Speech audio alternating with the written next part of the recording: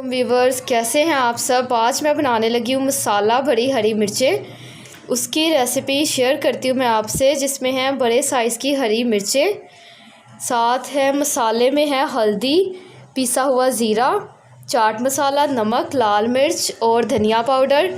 इसमें है सिरका, सोया सॉस और लेमन जूस। इसको कट लगाएंगे हरी मिर्चों में, फिर इसमें मसाला भरेंगे। सब मिक्स कर लिए, इसमें हम फिल करेंगे। फिल कर रहे हैं इस तरह।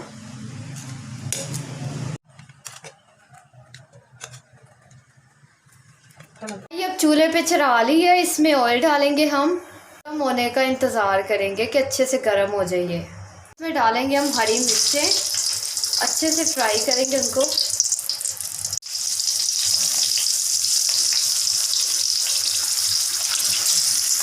ये फ्राई हो रही है, बच्चे से कर लेना इनको। फ्राई हो गई है, इनको हम बर्तन में निकाल लेंगे।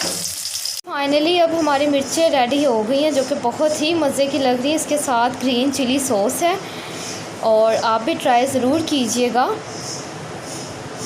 मुझे दे इजाज़त, मेरे चैनल को लाइक, शेयर, सब्सक्राइब ज़रूर करें। अल्लाह हाफ़िज़।